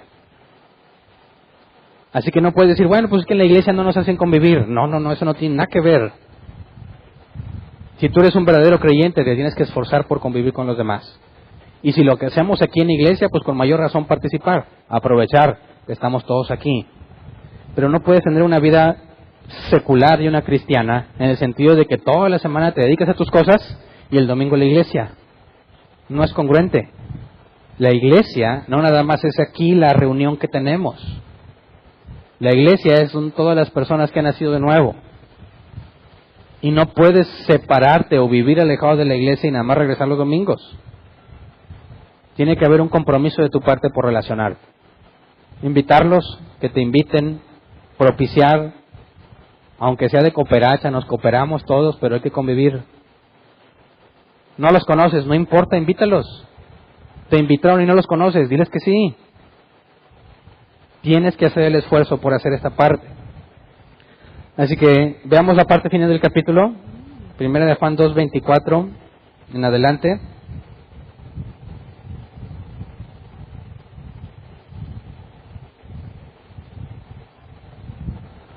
Permanezcan ustedes lo que han oído desde el principio, y así ustedes permanecerán también en el Hijo y en el Padre. Esta es la promesa que Él nos dio, la vida eterna. Tenemos una promesa, ¿verdad? Dios cumple sus promesas. Ahí está la garantía. Nos mantenemos firmes en Él, confiando en su promesa. Versículo 26. Estas cosas les escribo acerca de los que procuran engañarlos. O sea, los que buscaban sacarlos de la congregación. 27. En cuanto a ustedes, la unción que de Él recibieron permanece en ustedes. Y no necesitan que nadie les enseñe. Esa unción es auténtica, no es falsa, y les enseña todas las cosas. Permanezcan en Él tal y como Él les enseñó. Pausa. ¿Cuál es esta unción? ¿Alguna vez pasaste con un predicador a que te dieran la unción? ¿Sí? ¿Cuántas veces o cuántas unciones distintas has recibido? Me imagino que los que andaban bien metidos en esos movimientos, casi en cada predicación te ofrecían una unción diferente. Bueno, ¿de cuál habla aquí? ¿Será una de esas? ¿O quién quiere y le dé la unción yo ahorita? ¿O quieres mi unción? ¿No? ¿No te interesa mi unción? Qué bueno, porque no sirve para nada si te la llevo a dar yo. ¿De qué unción habla ahí? Bueno, la palabra griega es crisma. Y habla así de algo que es como una unción que recibes, una capacidad que recibes. Pero creo que Pablo nos da la respuesta. Vamos a 2 de Corintios 1, 21 y 22. Dice, Dios es el que nos mantiene firmes en Cristo, tanto a nosotros como a ustedes. Él es el que nos mantiene firmes. Dice, Él nos ungió, nos selló como propiedad suya y puso su Espíritu en nuestro corazón como garantía de sus promesas. ¿Sabes? A Dios nadie le roba, ¿verdad? Nadie te puede robar. Somos propiedad suya. Y esa unción, ese sello, es el Espíritu Santo. La garantía. Ahora dice que si tienes la unción no necesitas que nadie te enseñe. ¿Qué implica eso? Bueno, no significa que ya lo sabes todo, sino que en aquel contexto, lo mencioné al principio de la predicación, ellos aseguraban que necesitabas un conocimiento especial, que solo ellos tenían. Y para poder salvarte tenías que saber ese conocimiento especial. Tenías que salir de la congregación y ser su discípulo para obtenerlo y poder salvarte. Así que, ¿qué es lo que dice Juan? Si tienes esta unción, si tienes el Espíritu Santo, no necesitas que te enseñen nada en el contexto de lo que ellos ofrecían. Porque con esta unción, con el Espíritu Santo, tienes la garantía de la promesa. Así que no hace falta un conocimiento extra. Ni el libro del Mormón, ni las revelaciones de algún profeta, ninguna otra cosa al lado de la tradición oral de los judíos ortodoxos. No necesitas de ahí fuera nada. Lo que necesitas es el Espíritu Santo. Y con el Espíritu Santo tienes la garantía. No necesitas un conocimiento especial. Luego, regresamos 28 y 29 en Primera de Juan. Y ahora, queridos hijos, permanezcamos en Él para que cuando se manifieste podamos presentarnos ante Él confiadamente, seguros de no ser avergonzados en su venida. Si reconocen que Jesucristo es justo, pues conozcan también que todo el que practica la justicia ha nacido de Él. Así que la invitación al final del capítulo es que permanezcas. En el contexto de ellos es, no te vayas, quédate donde te están enseñando la doctrina de los apóstoles. No te engañen diciendo que necesitas algo más. Con el Espíritu Santo tienes todo lo que se requiere. Permanece fiel en Jesús confiando en su promesa. Ahora yo la quiero poner invertida según nuestra situación, ¿verdad? Si estás en una congregación, obviamente no es para los de aquí, a los que nos oyen por internet o por audio en muchas partes. Si estás en una congregación donde la enseñanza no es bíblica, donde en lo básico no se apegan al Evangelio, donde no te confrontan con el pecado, donde no te mueven a una vida en santidad y a buscar la comunión, si eso no está, huye de ese lugar.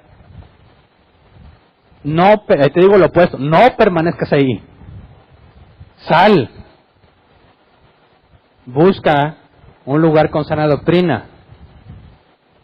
Y esto quisiera enterarlos a todos, porque es algo que me han preguntado en redes sociales, y quisiera que ustedes también lo conocieran. Me han escrito de distintos países, diciendo que no saben qué hacer, porque no encuentran doctrina bíblica en sus países, en la región donde ellos viven, no encuentran iglesias con sana doctrina. Quisiera que vieras esta situación. A nosotros se nos ha concedido mucho de la gracia de Dios.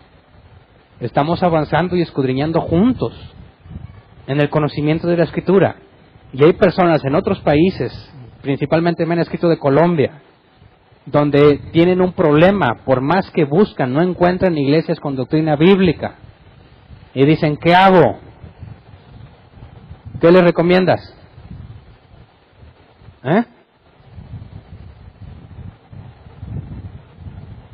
Pues congréguense en un lugar, pongan las predicaciones de árbol plantado y que esa sea su reunión. ¿Te parece? Lo comento porque hay muchos cristianos que así pretenden vivir, de una iglesia virtual en internet. No, eso no es bíblico. No existe esa iglesia virtual, o sea, no hay forma de que reemplaces la comunión unos con otros con sentarte a ver una predicación. No. En ese caso, si la iglesia de sana doctrina te queda 2 horas de tu casa, ¿qué deberías hacer? Viajar esas 2 horas. ¿Verdad? Porque el verdadero creyente, ¿qué va a buscar? La comunión con los demás, con los que son verdaderos. La enseñanza bíblica. Y hay una ilustración, si tú tienes a un hijo gravemente enfermo, pero el hospital más cercano está a 2 horas de distancia, pero tienes una veterinaria a 5 minutos, ¿a dónde lo llevas? ¿A la veterinaria? Grave error. Si el hospital está 2 horas y tu hijo está gravemente enfermo, lo llevas al hospital donde están las personas capacitadas para tratar seres humanos, ¿verdad? Es la misma situación con tu vida espiritual. Si te consideras un creyente auténtico, vas a viajar lo que tengas que viajar para cumplir con lo que Dios ha estipulado. Y si queda a 15 horas y se vuelve imposible viajar, entonces ¿qué haces? Bueno, empezaríamos a concluir, quizás la voluntad de Dios es que se empiece a formar una iglesia entre los creyentes. Debes de buscar a otros que creen lo mismo que tú y reunirse a estudiar juntos. Puedes escuchar las predicaciones de muchos predicadores de sana doctrina que hay en Internet, pero no te reúnes a escuchar la predicación de Internet. Alguien se lleve la tarea de estudiar y de aprender y luego viene y lo comparte con la iglesia. Y luego le toca a otro, y luego a otro, y luego a otro. Y ahí en esas pequeñas reuniones, Dios va a empezar a manifestar su voluntad. Si de ahí alguien va a empezar a pastorear, si de ahí alguien empieza a manifestar dones de evangelismo, de lo que sea, es en la comunión donde vas a encontrar la voluntad de Dios en esa situación. Así que ni aquí ni allá lo deben de estar así pensando en que por internet puedes confiar en que estás avanzando en tu vida espiritual. No se puede. Por eso viene muy el tema con esto de Juan. Necesitas congregarte. Y no en cualquier congregación, una bíblica. Por obediencia, por amor, por entregar la vida por los hermanos. Así que si entre nosotros hay anticristos, se las van a ver muy difíciles para continuar con su teatrito, porque ya sabemos cómo detectarlos, ¿verdad? Y le van a echar muchas ganas por empezar a parecer creyentes, pero lamentablemente no dura. Solo el verdadero creyente permanece. Así que muéstrenme que no son anticristos. Queremos verlos conviviendo entre ustedes, aunque yo no haya organizado la junta. Que se junten en las casas. Me ha dado gusto ver cómo de repente suben en Facebook que están en casa de alguien y ves ahí un grupito de personas y dices, ándale, gracias Dios. Están empezando a entender que es su responsabilidad conocer a los demás, no mía. Es responsabilidad suya si verdaderamente son creyentes. Ámense por ágape, ¿verdad? Y como vimos, entregas la vida por tu hermano. Y si ves a alguien en necesidad y tienes con qué ayudarle, ayúdale. ¿Estamos de acuerdo? Vamos a ponernos de pie, vamos a orar.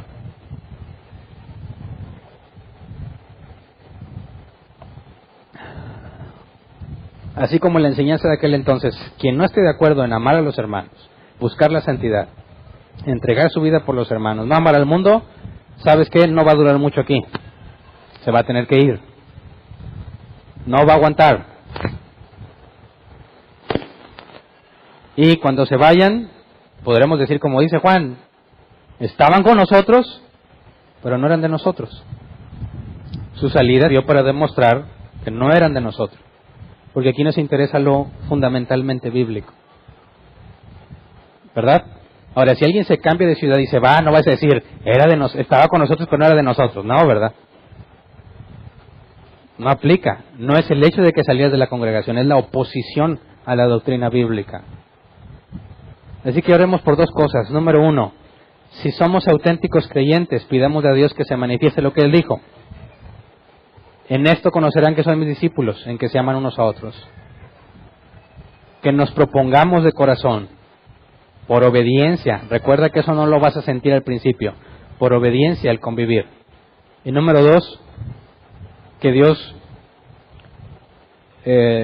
manifieste a los que no son de Él entre nosotros. Para que no haya tropezaderos, para que no haya gente engañada o confundida, sino que quede en evidencia quién es quién. Vamos a orar. Señor, primero queremos agradecerte por la enorme gracia que nos has concedido. Estamos conscientes de que hay otras partes en nuestro país y en otros países donde la gente busca con mucha hambre tu palabra, busca con ansiedad una iglesia bíblica y no la encuentra. Señor, a nosotros nos has dado una gran muestra de tu amor al permitirnos estudiar libremente, sin presiones, tu Escritura y poder congregarnos en plena libertad. Señor, tenemos todo lo que necesitamos para crecer. Concédenos no ser negligentes, que ninguno de nosotros sea negligente perdiendo el tiempo en cosas inútiles, en lugar de dedicarla a crecer en tu conocimiento y en sabiduría, en amor a los hermanos. Señor, confirma a los verdaderos hijos tuyos que están entre nosotros. Afírmalos de manera que queden en evidencia, que aman a los hermanos, que no aman al mundo, que entregan sus vidas, hacen todo lo posible por ser útiles, que buscan la santidad. Sabemos que no somos perfectos y que a pesar de nuestros esfuerzos pecamos, pero ayúdanos a confiar en tus promesas, confiar en lo que leímos. Somos tuyos, tenemos la garantía. Tú nos proteges del maligno, nos guardas por medio de lo que tu Hijo Jesucristo hizo. Enséñanos a vivir una vida de santidad en gratitud, no para guardar nuestra salvación y no perderla, sino por amor a ti, Señor. Que seas nuestra principal prioridad sobre todas las cosas, porque ahí está la sabiduría. Concédenos aprovechar al máximo la oportunidad que nos das, no simplemente para regocijarnos que podemos estudiar juntos la Escritura, sino para llevarla a donde hace falta, a donde no se está predicando el verdadero Evangelio, en nuestra región y fuera de la región. Si tú has preparado a alguien, Señor, para ir, muéstranos para ayudarlo a ir. Queremos hacer como el apóstol Pablo decía, ¿y quién irá si no lo envían? Muéstranos si entre nosotros has preparado a alguien para ser enviado, para que juntos hagamos el esfuerzo por enviarlo allá. Quizás no hay que ir tan lejos, Señor, y es aquí cerca entre nosotros, en nuestro estado o en nuestro país. Levanta a aquellos que has preparado para que sean enviados a hablar de la verdadera doctrina bíblica que nos has encomendado predicar como le encomendaste a los apóstoles. Ir y hacer discípulos a las naciones, enseñándoles que guarden todas las cosas que os he mandado. Ahí está la obligación que tenemos en la sana doctrina, Señor. Concédenos, por favor, te lo suplicamos. Úsanos como un medio para llegar a aquel que está buscando doctrina bíblica. Úsanos como un medio para llegar al que tiene muchas dudas sin resolver. Úsanos como un medio para llegar a aquel que ha perdido la esperanza y ha empezado a concluir que lo que la Biblia enseña es falso. Permítenos ser ejemplo para aquellos que piensan que una iglesia bíblica no puede existir. Concédenos ser luz en medio de tanta confusión y tanta oscuridad, para que tu nombre sea glorificado, Señor, para que tu nombre sea exaltado, que el nombre nuestro ni el de la congregación sea levantado, sino el tuyo, que podamos ser reconocidos como siervos inútiles, como personas indoctas que han estado contigo. Señor, que toda la gloria sea tuya, que entre nosotros los verdaderos creyentes se pongan a trabajar en lo que requiere obediencia y que lo que requiere imitación, Señor, salga como consecuencia de la comunión que tenemos contigo. Pero queremos tener también la certeza que Juan tiene cuando le habla a los hijos, a los padres y a los jóvenes, diciéndoles con plena certeza de que Dios está con ellos, que conocen a Dios. Queremos ver a los hermanos entre nosotros, de los cuales estamos orgullosos de decir, este es un verdadero cristiano. Aquellos que están flaqueando, Señor, y son hijos tuyos y han sido negligentes, concédeles arrepentimiento. Llénalos de tu luz, Señor, para que vean dónde están parados, para que vean sus acciones tal como tú las ves y puedan proceder al arrepentimiento, Señor. Concédeles que abran los ojos de su entendimiento para que puedan ver con claridad los errores que estamos cometiendo. Que entre nosotros, Señor, sea manifiesto el amor, un amor decidido en conocernos. Que aquel que no habla, suéltale la lengua, Señor. Aquel que se lo pasa hablando, enséñale a escuchar, para que todos tengamos el momento de hablar y de escuchar y edificarnos unos a otros, Señor.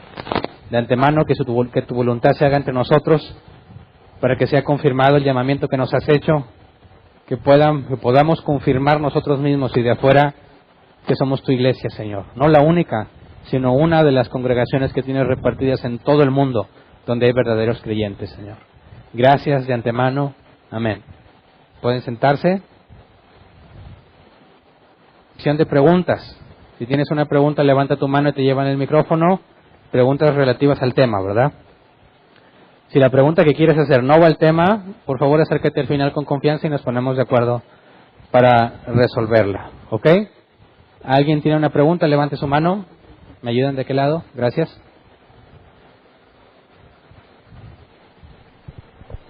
Sí, en el versículo 2 del capítulo 2 de 1 Juan dice que Jesús es propiciación por nuestros pecados, y no solamente por los nuestros, sino por los de todo el mundo. Uh-huh. Y mi pregunta es, ¿qué significa específicamente que Jesús es propiciación por los pecados del mundo, Okay. a la luz de otros pasajes que hablan de que Cristo dio la vida solamente por aquellos que eran de él? Es Sí. decir, ¿cómo explicar este versículo a la luz de otros pasajes? Muy bien. Bueno, en cuanto a eso, el propio capítulo nos demuestra que hay quienes no son de Dios, ¿verdad? Así que si Juan estuviese hablando de universalismo al decir que el sacrificio de Jesús es para todo el mundo, claramente sería contradictoria muchísimos otros pasajes. Entonces, por lógica simple no puede estar hablando de eso, ya que el propio Juan en este mismo capítulo se estaría contradiciendo. Así que lo que hablamos es algo que es afirmado incluso por aquellos que creemos que Jesús murió, como dijo en sus últimas palabras del Calvario: Señor, te pido no por los del mundo, sino por los que me diste, ¿verdad? Ya que Jesús tiene en claro, aunque su petición es por los que le fueron dados, y que dijo que nadie puede venir al Padre, nadie puede venir a Él a menos que el Padre lo traiga, y la Biblia enseña sobre la elección. Cuando hablamos sobre la eficacia del sacrificio, creo que ese pasaje nos deja ver que es suficiente para todo el mundo. No hay ningún problema en decir que el sacrificio expiatorio, o en este caso la propiciación de Cristo, es para todo el mundo. No tenemos ninguna duda en entender que es suficiente. Pero la Biblia claramente enseña, cuando Jesús dice que nadie viene a mí si no le trajera al Padre, tiene que ver con la elección. Así que la invitación a la salvación es para todos, pero solo aquellos que conforme al designio del Padre son llamados y atraídos a Cristo, la hacen efectiva en sus vidas. Así que a la hora que leemos ese pasaje, no habla de universalismo, sino de la eficiencia o la eficacia del sacrificio de Jesús, y sin embargo, solo aquellos a quienes el Padre eligió recibirán el beneficio. ¿Alguien más? ¿No? Acá. Apenas iba a decir, pues me lucí esta vez, ¿o no? Ya.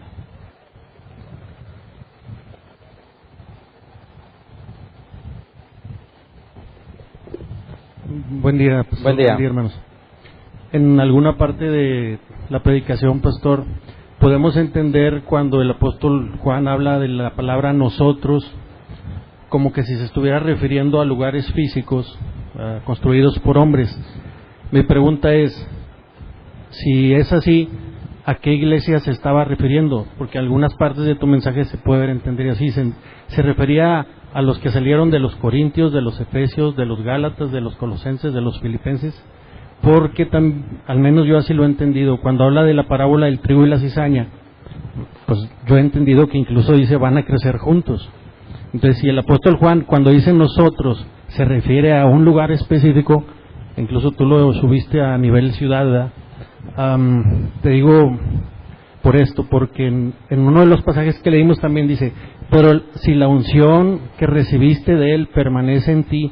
La pregunta es esta, pastor: si hay hermanos en Cristo que tienen la unción que han recibido de Él y que permanece en Él, aunque estén en congregaciones donde no se enseña la sana doctrina y cumplen con los 3 propósitos o puntos que mencionaste, andan en santificación, incluso podrían dar a lo mejor testimonio que algunos de otras iglesias, no aquí, no aman al mundo, ¿verdad? Y la segunda que dijiste fue santificación, no aman al mundo, y la comunión. Mencionabas el ejemplo, oye, tienen muy buenas, no voy a decir pachangas, ¿verdad?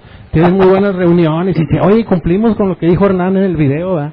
Busco la santificación, tenemos buenas reuniones y no ando en el mundo, pero no voy a la iglesia de Hernán. La pregunta es, pastor, si podemos entender la palabra nosotros como un lugar físico. ¿No te parece un poco, no voy a decir arrogante, pero más o menos esa es la palabra? Sí. La pregunta que hacía el hermano, se me adelantó, gracias. ¿Cómo sería la traducción más correcta para que ese pasaje que mencionaba el hermano nos ayude a entender a quienes hablan de una expiación limitada. Y la tercera, hermano pastor, respecto de amar a los hermanos, yo te pensaba preguntar, incluso un día lo hice, sobre decirle amigos a los testigos de Jehová, a los mormones, a los católicos, respecto al tema de anticristos. Si bien entendí, pastor, tendríamos que reconocer que según la perspectiva bíblica tenemos anticristos en nuestras familias. Mencionaste el ejemplo de ama a tus enemigos, ora por los que los maldicen y hazles el bien y bendicen. La pregunta en concreto es esta, pastor. Incluso cuando habla de los fornicarios, los inmundos, los ávaros, a esos también debemos de amarlos. Dios nos manda que amemos al fornicario, al inmundo, al ávaro, al testigo de Jehová, al católico, o sea, que no solamente les digamos amigos, sino que los amemos. O sea, sí ámalos, pero no tengas comunión con él. No sé si... Ok. Bueno, la primera, yo estaría de acuerdo contigo en que si yo te dijera que aquí Árbol Plantado es la única iglesia y es de la que habla Juan, y que el que no esté con nosotros no se salva, sería totalmente arrogante, además de antibíblico. Por definición, en la Escritura, la iglesia es universal. Es imposible que la iglesia hablemos de solamente un grupito de personas en algún punto geográfico, no. Hablamos de la iglesia universal. Por eso las cartas de Juan y las de Pablo y todo el Nuevo Testamento, aunque van dirigidas a una congregación en específico o a un grupo de congregaciones, las aplicamos en toda la iglesia porque la iglesia es universal, donde está distribuida en todo el mundo. Entonces, cuando Juan habla de nosotros, habla en general de la iglesia, indistintamente del lugar físico en el que se estaban reuniendo. Así, cuando yo hablo de buscar una iglesia con sana doctrina, ahí es donde demuestro el punto de que no somos los únicos. Espero y confío en Dios que tiene que haber más, aunque no sean muy evidentes, aún en esos países donde nos dicen que no los encuentran. Dios tiene que tener por ahí, como le dijo a Elías, unos que se ha guardado, que evidencian la misericordia de Dios en todas partes. Entonces, la idea es buscar encontrar la iglesia verdadera en cualquier lugar geográfico en el que te encuentres. Esa es la primera. En cuanto a la segunda, en cuanto a la traducción así es en ese caso. El sacrificio, o sea, lo expiatorio, la propiciación, que es Jesucristo, es para todo el mundo. Eso es lo que dice el original. El punto es interpretarlo a la luz de toda la armonía bíblica para no sacar una conclusión errada, ya que la Biblia demuestra que no todos se salvan, ¿verdad? Y la tercera era en cuanto a, me decías de la comunión, ¿verdad? Ok. Cuando Jesús dice que ames aún a los que te ofenden, a los que los persiguen, hace que ese amor que tenemos para con todos es una señal distintiva del creyente. Pero también Pablo dice que busquemos hacer el bien, pero primeramente a los de la familia de Dios. Entonces, también la Biblia dice que Dios ha amado al mundo, ¿verdad? Pero también dice que Dios al que ama disciplina. Así que vimos que Dios hace salir el sol, Jesús dijo, para buenos y malos, ¿verdad? Para lluvia para justos e injustos. Entonces hay un amor genérico que Dios muestra para con todo el género humano, y hay un amor particular para con sus hijos. El amor genérico es eso. Sigue habiendo día y noche, sigue habiendo estaciones, luz, lluvia y todos los ciclos de los cuales se beneficia todo el género humano, y Dios sigue mostrando ese amor genérico. Pero a la hora de la disciplina, Dios reserva ese amor para ciertos individuos, que es lo que la Biblia muestra.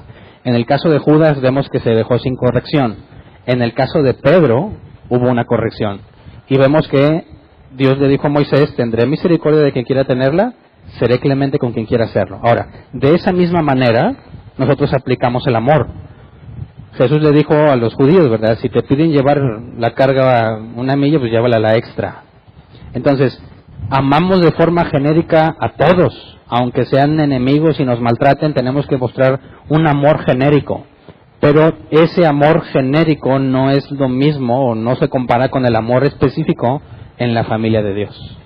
Por eso es que primero en la familia de Dios y luego después a los de afuera.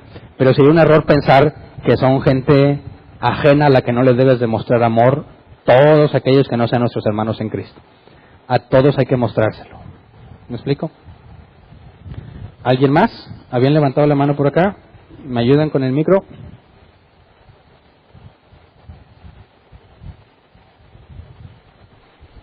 Buenas tardes. Buenas. Hay una diferencia entre expiación y propiciación. Sí. Son dos cosas distintas. La propiciación habla de apaciguar la ira y la expiación habla de remover el pecado. Ambas cosas son necesarias, ¿verdad? Remover el pecado y quitar la ira. Y la Biblia enseña que por medio de Jesús se obtiene expiación y propiciación. ¿Alguien más? Muy bien, nadie más. ¿Avisos?